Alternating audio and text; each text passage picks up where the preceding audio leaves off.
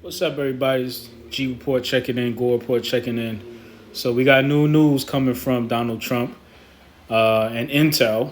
Donald Trump wants Intel's CEO Lip Bhutan to resign immediately. Now, why does he want Lip Bhutan, the CEO of Intel, who just became CEO in January, right before inauguration day? Why does he want him to resign? Is because there's been news coming out that Lip Bhutan used to work for Cadence Design, and Cadence Design has been accused of violating U.S. export law with the selling of chips to the Chinese military, right? And so, why is this a big deal? This is a big deal because Intel has been a company that's been struggling lately, right? Last year, via the CHIPS Act, Intel received billions of dollars from the Biden administration in regards to the CHIPS Act. So think about this. Intel received billions of dollars of taxpayers' money from the Biden administration, right?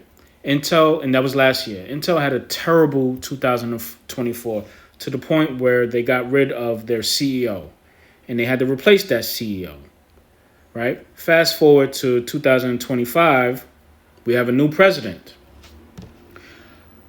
Donald Trump is saying to himself, I didn't give you guys that money. We need to roll back that money. So this is what I think is happening. I think Donald Trump, whether Bhutan is a Chinese spy, I have no idea. Who knows? What I do know is that Intel received a bunch of money from the Biden administration, and Donald Trump's coming in office and he's saying, I didn't give you guys that money. I think this is an angle where Donald Trump wants the money back.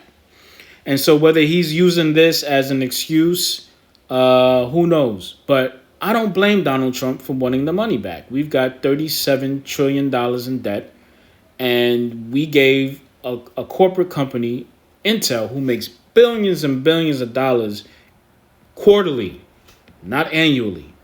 They make billions and billions of dollars every 3 months. And we're giving them taxpayer money to become better or become a leader in domestic chip manufacturing. Use the billions of dollars in cash that you have on your balance sheet, or you raise the money privately. Taxpayers should not be paying for Intel to be good at domestic chip manufacturing. So I'm completely with Trump on this. This is the thing with Donald Trump. A lot of what Trump does is smoke and mirrors, right? He'll say something outrageous, but he's really saying it for something behind the scenes.